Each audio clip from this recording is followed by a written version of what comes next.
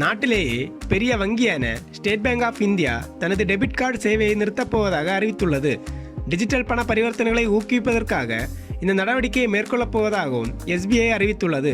இந்தியாவில் வங்கிக் கணக்கு வைத்திருப்பவர்களில் 5 ஒருவர் SBI வங்கியில் தான் சேமிப்பு கணக்கு வைத்திருக்கின்றனர்.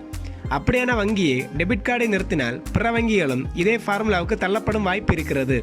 வருடாந்திர நிகழ்வில் பேசிய SBI சேர்மன், தற்போது 90 கோடி டெபிட் கார்டுகளும் 3 கோடி கிரெடிட் கார்டுகளும் பயன்பாட்டில் இருக்கின்றன. அடுத்த 5 ஆண்டுகளில் டெபிட் கார்டு இல்லாத டிஜிட்டல் பண பரிவர்த்தனையை மக்கள் மேற்கொள்ள வேண்டும் என்கிற நோக்கில் அனைத்து டெபிட் கார்டுகளையும் எலிமினேட் செய்ய திட்டமிட்டிருக்கிறோம். டெபிட் கார்டுகளுக்கு பதிலாக யோனோ ஆன்லைன் பிளாட்ஃபார்ம் மூலமாகவும் பண பரிவர்த்தனைகளை வாடிக்கையாளர் மேற்கொள்ளலாம். டெபிட் கார்டு இல்லாமலேயே யோனோ கேஷ் பாயிண்ட் வழியாக ATMல் பணம் எடுக்க முடியும். பொருள் வாங்கினால் பணம் செலுத்த முடியும்.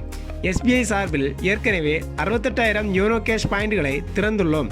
அடுத்த 18 மாதங்களில் இதை 10 லட்சத்துக்கும் அதிகமாக உயர்த்த உள்ளோம். அடுத்த 5 ஆண்டுகளில் குறைவான அளவுக்கு மட்டுமே பிளாஸ்டிக் கார்டுகளை பயன்படுத்த வேண்டியிருக்கும். தற்போது QR கோடு மூலமான பண பரிவர்த்தனையை மக்கள் பின்பற்றி வருகின்றார்கள். இந்த முறையை ஊக்கப்படுத்தப்படும் என்று உறுதியாக கூறியுள்ளார். எமது தமிழ் டெக் டுடே அன்பு உள்ளங்களே, welcome to Tamil tech today. மறக்காம இந்த சேனலை சப்ஸ்கிரைப் பண்ணுங்க. அது மட்டும் இல்லைங்க, பக்கத்தில் இருக்க பெல் பட்டனையும் மறக்காம கிளிக் பண்ணிருங்க. தினம் தினம் புது புது அப்டேட் உங்களுக்காக நமது தமிழ் டெக் டுடே.